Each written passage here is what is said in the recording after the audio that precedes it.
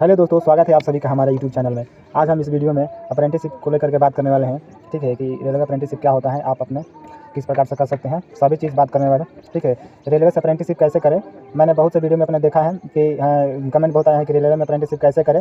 तो इस वीडियो में हम पूरा प्रोसेस बताएंगे। ठीक है, डिटेल से पूरा प्रोसेस बताने वाला हूँ। यदि आप 10th कर रहे हैं, यदि आपने ITI कर लिया है, सभी बच्चों के लिए यह जो महत्वपूर्ण जानकारी होने वाली है। ठीक है, तो बहुत सी जानकारी इसमें हम आपको बताने वाले हैं, बेसिक से लेकर के एडवांस तक।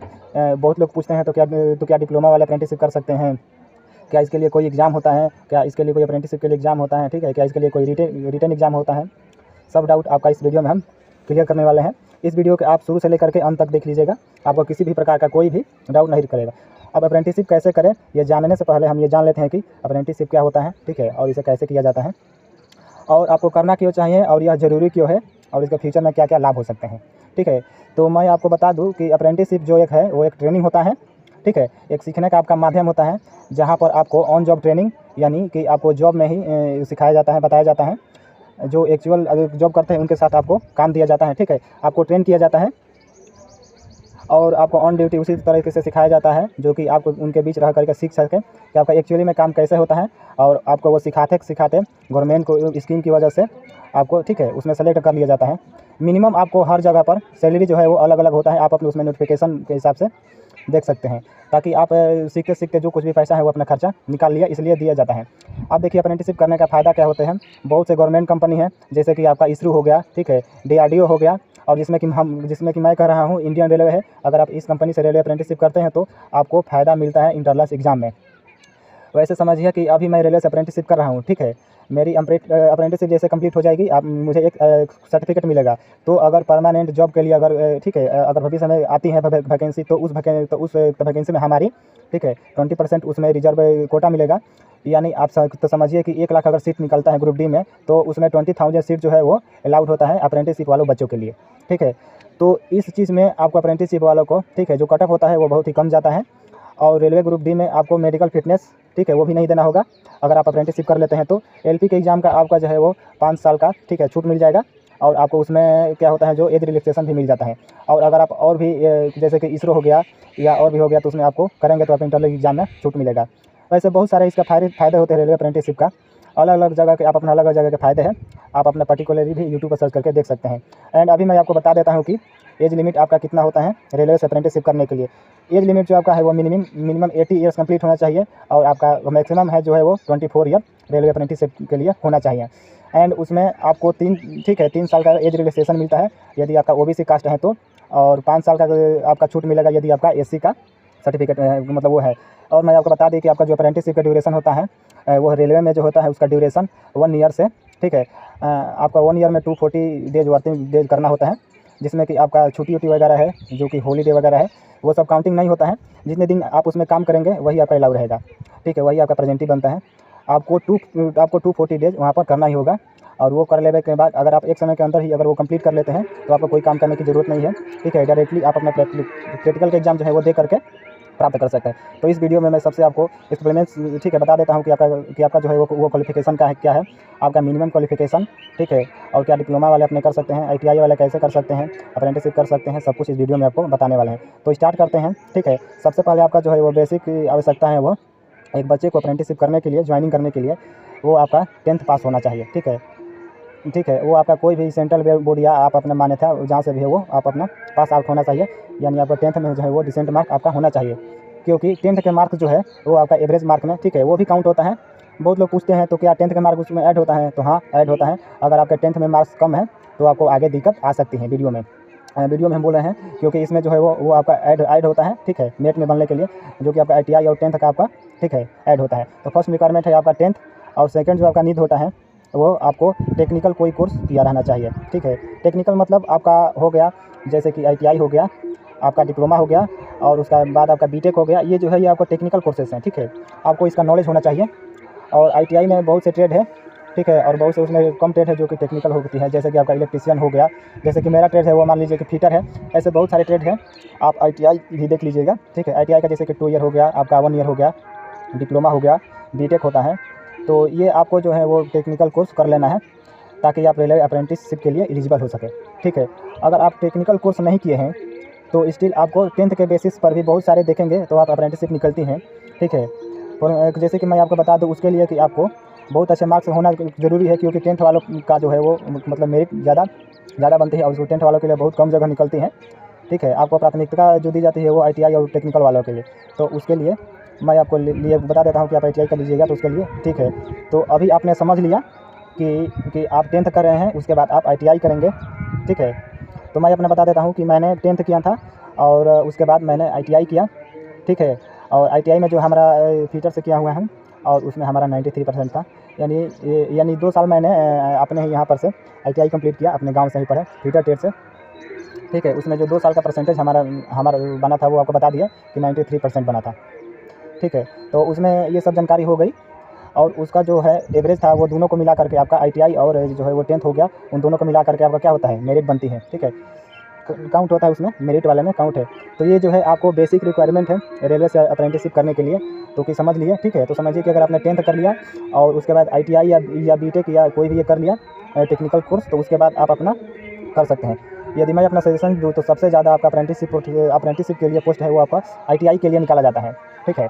तो सबसे ज़्यादा बच्चों के लिए रेलवे में अप्रेंटिसशिप के लिए, ठीक है, जो ITI की हैं उनको ज़्यादा चांस होता है। और उसके बाद आपको जो चांस मिलता है वो BTEC और डिप्लोमा वालों के लिए मिलता है, जो कि इसमें कि बहुत ही आपका कम मिलता है। उसमें जो है अप्रेंटिसशिप नहीं होता है, शायद उसमें इंटर्नशिप होता है, ठीक है। तो आप उसमें देख सकते हैं, जो कि रेलवे आपको उसमें रिक्रूटमेंट नहीं करेगा। BLW जो है वो केवल आपको 10वीं पर निकालती हैं और बाकी सब अदर कंपनी है, जैसे आपका डिप्लोमा वाले के लिए हो गया तो आपका हो गया, और जो आपका ठीक है 10th वालों के लिए जो हो गया वो जैसे कि ICF हो गया या BLW है जो कि बनारस कराती है, जो कि अप्रेंटिसशिप निकालती है। और उसमें में भी मान लीजिए कि बहुत कम जगह होती है। रेलवे अप्रेंटिस करने के लिए अगर आप ITI के बेस पर कर रहे हैं तो आप अपना NCVT या SCVT सर्टिफाइड जो है वहीं से आपका अप्रेंटिसशिप जो है करना है, तभी आप एलिजिबल हो सकते हैं, रेलवे से अप्रेंटिसशिप कर सकते हैं। तो रेलवे अप्रेंटिसशिप ज्वाइन करने के लिए आपका 10th कंप्लीट होना चाहिए और आपका ITI भी कंप्लीट होना चाहिए और आपका मार्कशीट जो है वो आपको अपने पास मिल जाना चाहिए, ठीक है। मैं आपको बता देता हूँ कि कितने स्टेप का ठीक है प्रोसेस होता है रेलवे अप्रेंटिसशिप के लिए। फर्स्ट स्टेप जो होता है वो आपका नोटिफिकेशन आता है, ठीक है। नोटिफिकेशन निकलता है, उसमें आपको अप्लाई करेंगे। सेकंड रहता है आपका डॉक्यूमेंट वेरिफिकेशन, ठीक है। अप्लाई करने के बाद में आपका डॉक्यूमेंट वेरिफिकेशन के लिए बुलाया जाएगा। जब आपने अप्लाई किया है, ठीक है, तो आपने जो भी डॉक्यूमेंट उसमें अपलोड किए रहते हैं उसके वही सब डॉक्यूमेंट को वहाँ पर लेकर के DV में जाना होता है सबमिट करने के लिए, और आपको यहाँ पर दिखाया जाता है कि आपके पास वो असली में है या नहीं है, कहीं आपने फर्जी तो नहीं बना दिया है। एंड आपको, ठीक है, डॉक्यूमेंट वेरिफिकेशन के लिए आपको 2-3 चीज़ एक्स्ट्रा मानी जाती है, जैसे कि आपका डिक्लेरेशन फार्म हो गया, कहीं कहीं पर मारा जाता है, और आपके पास उसमें मेडिकल सर्टिफिकेट हो गया जो कि आपको बाहर से बनेगा, और आपका रहता है थर्ड स्टेप में जो होता है वो ज्वाइनिंग हो जाता है, ठीक है। आपको डॉक्यूमेंट वेरिफिकेशन के 1-1.5 महीने बाद, ठीक है, या कहीं जगह पर ज़्यादा टाइम भी लग सकता है, आपको ज्वाइनिंग के लिए बुलाया जाता है। ज्वाइनिंग में आप अपना जैसे कि आपका डॉक्यूमेंट लिया जाता है, जैसे कि आपका बैंक अकाउंट हो गया या और भी डॉक्यूमेंट हो गया, वो भी वहाँ पर मांगा जा सकता है, तो आप अपन वहाँ पर लेकर जा सकते हैं, वहाँ पर सिग्नेचर करना होता है। तो ये सब चीज़ें जो है वो आपको ले जाएगी और उसके बाद आपका फाइनल प्रोसेस हो करके, ठीक है, फाइनल प्रोसेस हो जाएगा। फिर डिटेल में करके मैं आपको एक चीज़, ठीक है, बताता हूँ। देखिए, रेलवे में 21, ठीक है, 21 वो क्या हो गए, रेलवे के जोन है, जो कि आपका अलग अलग जोन के अंदर रेलवे अप्रेंटिसशिप, ठीक है, निकाला जाता है। तो हर जोन के हर डिवीज़न में, ठीक है, अलग अलग टाइम पे आप अपना रेलवे अप्रेंटिसशिप निकालती रहती है। साल में 12 महीने, ठीक है, 12 महीने अप्रेंटिसशिप मतलब आते रहते हैं, आप उसमें देख सकते हैं, ठीक है। ऐसा नहीं है कि अगर आपका ITI से, ठीक है, कंप्लीट हो गया तो तुरंत ही आ जाएगा, कभी भी आ सकता है। तो आप उसमें आपको क्या करना है, आपको ध्यान देना है कि आपका अप्रेंटिसशिप कहाँ निकलना है। इसके लिए आप यूट्यूब पर भी देख सकते हैं, यहाँ पर कहीं पर भी सर्च करके देख सकते हैं, ठीक है। वहाँ पर सर्च करके आप अपने टाइम के अनुसार से देख सकते हैं, अपडेट आपको मिलता रहेगा अप्रेंटिसशिप का आप कहाँ पर कैसे निकल रहा है।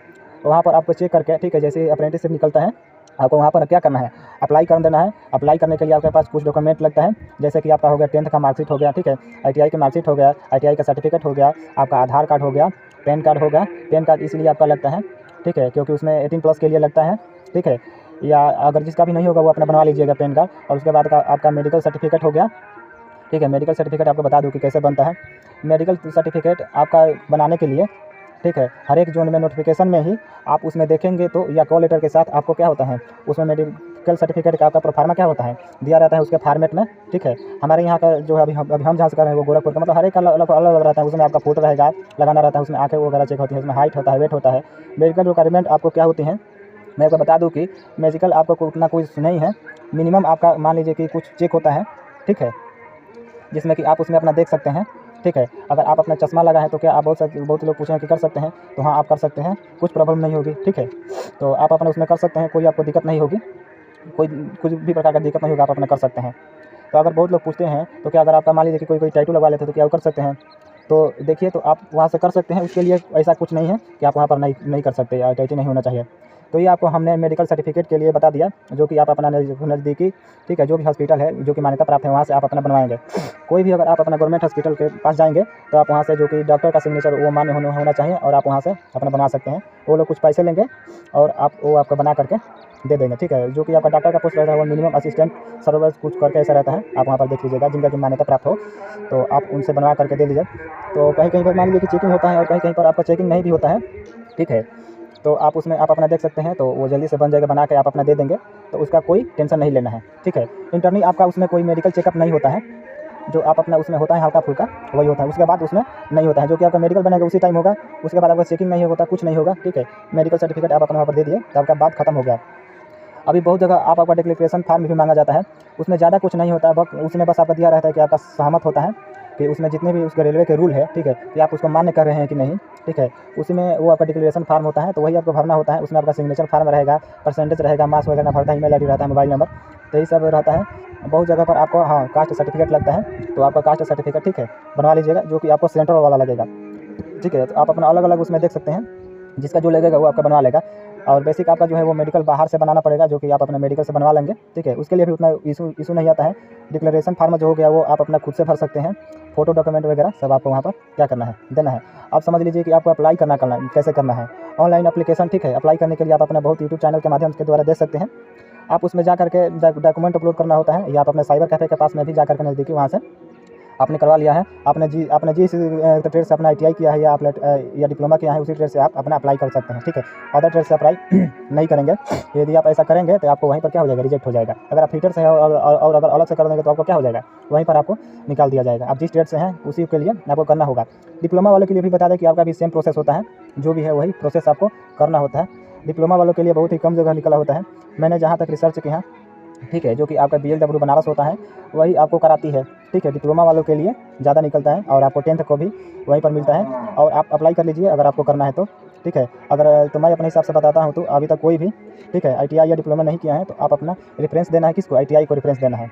अगर आपको अप्रेंटिसशिप करना है और आपको अगर रेलवे में आना है, ठीक है, तो ऐसा करना होगा। अब देखिए, अगर आपको अप्लाई करने के लिए हर जगह का प्रोसेस अलग अलग होता है, तो देखिए मैं आपको एक ही वीडियो में सारे प्रोसेस नहीं बता सकता, लेकिन आपको मैं इतना बता देता हूँ कि मैं अभी यहाँ पर गोरखपुर में, ठीक है, अभी मैं कर रहा हूँ, तो आप अपना यूट्यूब में सर्च करके देख सकते हैं, ठीक है, कि NER गोरखपुर अप्रेंटिसशिप कैसे अप्लाई करना है, क्या करना है, वो सब आप अपना आ जाएगा, ठीक है। जिस भी डिवीज़न के देखने के लिए अगर आपको देखना होगा तो आप उसमें आप अपना सर्च कर सकते हैं, ठीक है। आपको कैसे अप्लाई करना है, क्या करना है, हमने कुछ वीडियो के माध्यम से आपका जो NER गोरखपुर वाला का है वो भरकर बताया हुआ है, ठीक है। तो आप कर सकते हैं। यदि आपको खुद से नहीं होता है तो आप अपने नज़दीकी साइबर कैफे में चले जाना है, वहाँ से आप अपना करवा लीजिएगा, ठीक है। लेकिन मैं बताऊंगा कि आप अपना खुद से आप अप्लाई करिएगा, क्योंकि अगर साइबर वाले कुछ गलती भर देते हैं तो उसका परिणाम आपको क्या होगा, भुगतना पड़ेगा, जो कि आपको DV के समय दिक्कत होते हैं। मैं बोलूँगा कि आप एक बार अप्लाई करने से पहले यूट्यूब पर सर्च करिएगा और वीडियो देख लीजिएगा और आपको हो जाएगा। और अब समझिए, ठीक है, ऐसे ही आपको 3, 4 या 5 डिवीज़न में क्या करना है, ठीक है। जितने भी आपके यहाँ आ रहे हैं अप्रेंटिसशिप आस-पास, जब तक अगर आपका नाम नहीं आ रहा है आपको वहाँ पर क्या करना है, अप्लाई कर देना है, ठीक है। अगर मैं अपना बताऊँ तो मैंने भी आपका, जैसे कि आपका, ठीक है, इलाहाबाद हो गया या और भी इधर उधर हो गया, 3-4 जगह भरे थे, हमने भरा था, हमारे चारों तरफ नाम आया। उसके बाद मेरा यहाँ पर फाइनली यहाँ पर गोरखपुर से भरे थे, जो कि यहाँ पर बनारस मिला। तो मैंने यहाँ पर हमारा नज़दीकी था तो हमने ज्वाइनिंग किया, तो मैंने अपना जहाँ पर भी डाला था हमारा नाम आया, ठीक है। तो आपको अपना उसी तरीके से देख लेना है कि आपका जहाँ पर भी जो भी जैसे ही आएगा फर्स्ट जगह पर, आप अपने हिसाब से क्या करते हैं, वहाँ पर चेक कर लेते हैं। और अगर घर से अगर ज़्यादा दूर हुई दूरी वगैरह देख सकते हैं कि अगर आपको जाना है और नहीं जाना है, अगर आप वहाँ पर जा सकते हैं तो आप अपना DV करवा करके वहाँ पर ज्वाइनिंग करवा लीजिए। अब देखिए, अब आपको पता कैसे चलेगा कि आपका उसमें नाम आया है या नहीं आया है, ठीक है। तो आप देखिए, आपने जो उसमें फ़ोन नंबर या आप अपना email ID जो दिया है ना, तो उसमें आपको ईमेल आता है और उसके मैसेज के भी थ्रू भी इन्फॉर्मेशन है कि आपको इस जगह पर आप सेलेक्ट हो गए हैं, ठीक है, कि आप यहाँ पर सेलेक्ट हो गए हैं। आपको डॉक्यूमेंट वेरिफिकेशन के लिए उसमें डेट दिया जाता है कि आपको ये मतलब इस डेट पर आपको ये डॉक्यूमेंट लेकर के जाना है इतने बजे। अब मैं आपको बता देता हूँ कि डॉक्यूमेंट वेरिफिकेशन क्या होता है, ठीक है। डॉक्यूमेंट वेरिफिकेशन कुछ नहीं, एक सिंपल सा चीज़ होता है, ठीक है। उसमें बस चेक करते हैं कि आपने जो भी डॉक्यूमेंट अपलोड किए हैं वेबसाइट पर, ठीक है, उन लोगों को डाले हैं वो एक्चुअल में आपके पास अवेलेबल है या नहीं, या जो भी भरे हैं वो आपने सही चीज़ मतलब सही भरे हैं कि नहीं। अगर आप जनरल कैटेगरी से आते हैं, यदि आपने SC से अप्लाई कर दिया है, ठीक है, तो यदि आपके पास कास्ट सर्टिफिकेट नहीं है तो उस स्थिति में आपको पास बहुत दिक्कत आएगी और आपको रिजेक्ट भी किया जा सकता है। यदि आपका सारे डॉक्यूमेंट क्लियर है, आपने जो भी डॉक्यूमेंट अपलोड किया है वो सभी ओरिजिनल है और यदि वो आपके पास हैं और आपने यदि कुछ भी गड़बड़ी दिक्कत नहीं है, आप जो भी फॉर्म भरे उसमें सब नाम आपका मतलब सही है, आपने जो मार्क अपलोड किए हैं और आपके वो जो मार्कशीट में जो भी नंबर अपलोड किए हैं अगर वो सब सही है, उसमें आपके पिता का नाम और आईडी वगैरह सही चीज़ करेक्ट है, तो डॉक्यूमेंट वेरिफिकेशन में आपको कोई भी ठीक है प्रॉब्लम नहीं होने वाली है। ऐसे वहाँ पर बहुत लोग बोलते हैं ठीक है कि ज़्यादा मतलब बैठा देता है, तो देखिए ये सब गवर्नमेंट की चीज़ें हैं जिसमें कि चीज़ों को होने में क्या होता है, समय होता है ठीक है। जैसे कि आपको वहाँ पर काम तो ज़्यादा देर का नहीं होता है, थोड़े ही समय का होता है, लेकिन वही ओरिजिनल डॉक्यूमेंट वो लोग चेक करते हैं, देखते हैं अच्छे से जीरोक्स वोरक्स ठीक है, ज़रूरत वगैरह आप अपना करा लीजिएगा। मेडिकल सर्टिफिकेट ठीक है जो है तो वो ओरिजिनल जमा होता है, वो वहाँ पर लिखते हैं वो, और आपका आधार कार्ड वगैरह जो है वो चेक करके आपको वापस मिल जाएगा ठीक है। और वो जो जीरोक्स है वो आपका स्टेपलर मार के और आपका नाम के आगे क्या करेंगे, वो आपको टिक मार लेंगे। आपके नाम के आगे उन लोगों के पास एक लिस्ट होगा है, वहाँ पर टिक मार देंगे कि क्या आपका डीडी सफलतापूर्वक हो सकता है। उनसे आप बात करके पूछ सकते हैं ठीक है कि कितना चांस है सर होने का। बाकी आप मान लीजिए कि 99% आपका डीडी जिनका भी हो गया है उनका सिलेक्शन हो जाता है ठीक है, ज्वाइनिंग आपका हो जाता है। यदि आपका कुछ गड़बड़ है, यदि आपने कुछ गड़बड़ किया है, यदि आप उन्होंने डायरेक्ट आपको रिजेक्ट कर दिया है, तो आपका डॉक्यूमेंट वेरिफिकेशन से ही क्या हो जाएगा, आपको वहाँ पर यानी आगे जाने के लिए मौका नहीं दिया जाएगा, आपका क्या हो जाएगा, कैंसिल हो जाएगा वहीं से। तो आपका 99% यदि आपका डीवी के समय ही पता चल जाता है कि ठीक है कि होगा या नहीं। तो यही रहता है आपका सिंपल डॉक्यूमेंट वेरिफिकेशन ठीक है, जो कि आपको इसमें उतना मतलब नहीं रहता है। डॉक्यूमेंट आपको अपना दिखाना होता है और उसके बाद आपको रिटर्न क्या होता है, घर भेज दिया जाता है। बहुत लोग पूछते हैं कि डॉक्यूमेंट वेरिफिकेशन के बाद ठीक है क्या हमारा ज्वाइनिंग हो जाता है क्या। देखिए आपका डॉक्यूमेंट वेरिफिकेशन के बाद ज्वाइनिंग नहीं होता है, आपको रिटर्न घर भेजा जाता है ठीक है। और बहुत सारे बच्चों के ठीक है उसके बाद डॉक्यूमेंट वेरीफाई किया जाता है, और उसके बाद जितने भी अगर बच्चे डॉक्यूमेंट वेरीफाई करवा लेते हैं उनका आपका एक अलग लिस्ट बनता है जिसका कि हम बोलते हैं ज्वाइनिंग लिस्ट। वो ज्वाइनिंग लिस्ट आने के बाद ही आपको ठीक है क्या होता है मतलब मिलता है फाइनल एथी के बाद में, और आप अपना डीवी करा करके घर आ जाना है। और आपको कब जाना है, ज्वाइनिंग के टाइम आपको वहाँ पर जाना है, और ज्वाइनिंग के टाइम आपको सामान वगैरह सब चीज़ लेकर के जाना है, क्योंकि ज्वाइनिंग का डेट से ही आपको अगले दिन से ही क्या हो जाता है, ट्रेनिंग आपको स्टार्ट हो जाती है। अब मैं आपको बता देता हूँ कि आपका ज्वाइनिंग कैसे होती है ठीक है। 2-3 महीने के बाद जैसे ही आपका मेरिट लिस्ट आएगा ठीक है, तो यदि आपका आ जाएगा ठीक है कि आपको कहाँ पर जाना है, आपका नाम आ चुका है ज्वाइनिंग के लिए, आपको ये डेट पे ठीक है ये चीज़ें लेकर के वहाँ पर जाना है, जो कि आप अपना डीआरएम ऑफिस होता है वहाँ पर जाना होता है डिवीज़न के पास, जहाँ पर वो लोग अपना लोकेशन दिए रहते हैं, और वहाँ पर आपका फाइनल प्रोसेस कंप्लीट किया जाता है ठीक है। ज्वाइनिंग के लिए आपको अपना जैसे ही है, जैसे कि कपड़े वगैरह रहने खाने के लिए ठीक है, सामान को वो लेकर के जाना रहता है कि वहाँ से आपका क्या होता है मतलब अगले दिन से ही आपका ट्रेनिंग स्टार्ट हो जाता है ठीक है। तो समझिएगा यदि आप कहीं दूर जा रहे हैं अपने घर से, तो आप अपना सामान वगैरह पैक करके ले करके जाइएगा, क्योंकि आपका अगले दिन से ही क्या हो जाता है, ट्रेनिंग स्टार्ट हो जाएगी। और डॉक्यूमेंट आपका वही आपका बेसिक जैसे कि आधार कार्ड हो गया ठीक है, पैन कार्ड हो गया, और वहाँ पर आपका जो है वो बैंक का डिटेल भी मांगा जाता है ठीक है, जो कि उसमें आपका सैलरी होता है वो डिस्ट्रीब्यूट किया जाता है, और ये सब आपका डॉक्यूमेंट रहता है ठीक है। और वहीं पर आपका एक ज्वाइनिंग वाला तो पूरा दिन हो गया ठीक है, हमें अगर हम बताएं तो हमें बुलाया गया था ज्वाइनिंग के समय, और बाकी 2-3 दिन में हमारा काम मतलब वो एक दिन बुलाया गया था, और उसके बाद एक दिन कागज़ सबमिट कराया गया, उसके बाद 1-2 दिन और लग गया ठीक है। और उसके बाद में यहाँ पर बनारसी में हमारा वहाँ पर एक ठीक है ट्रेनिंग सेंटर है, वहाँ पर भेजा गया, और वहाँ पर भेजने के बाद में वहाँ पर हमारा ट्रेड फिटर था ठीक है, तो हमारा वहाँ पर मैकेनिकल ठीक है ट्रेड में हुआ था, तो वहाँ पर हमारा ठीक है ज्वाइनिंग हो गया। और ज्वाइनिंग होने के बाद आपका ठीक है कॉन्ट्रैक्ट मतलब अगर सब चीज़ ओके होगा तो आपका एक कॉन्ट्रैक्ट ठीक है नेप्स करके उसका एक वेबसाइट होता है, उसमें आपका पोर्टल पर कॉन्ट्रैक्ट ठीक है जनरेट होता है, और उसमें आपका 1 साल का कॉन्ट्रैक्ट होता है मांगता है ठीक है।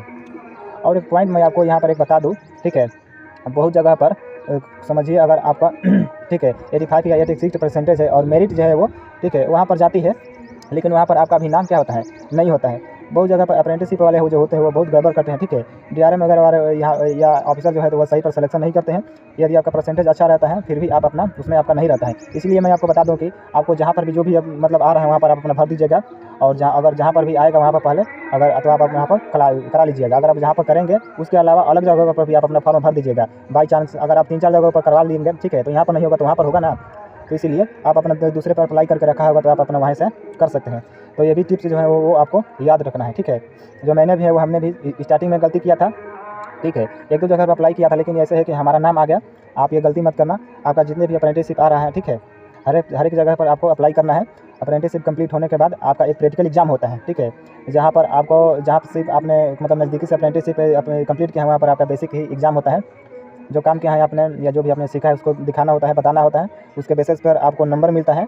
और अप्रेंटिसशिप आपको कंप्लीट हो जाने के बाद आपको एक सर्टिफिकेट दिया जाता है रेलवे की तरफ से कि आपका जो है वो 1 साल का रेलवे का अप्रेंटिसशिप ठीक है आप अपना कंप्लीट कर लिया है, और आपको उसमें क्या होता है मार्क्स मतलब मिल जाता है ठीक है। तो वो सर्टिफिकेट जो है वो आपको हेल्प करेगा आगे रेलवे के जॉब मिलने के लिए ठीक है। तो ये था दोस्तों कंप्लीट प्रोसेस ठीक है। फॉर्म भरने से ले करके ज्वाइनिंग कैसे होता है क्या होता है। यदि आपको जानना है कि डॉक्यूमेंट क्या क्या लगता है तो उसके लिए आप कमेंट कर दीजिएगा, ठीक है, क्योंकि बहुत लोग हमसे पूछे हैं कि डॉक्यूमेंट पर एक वीडियो बना दीजिए, ठीक है।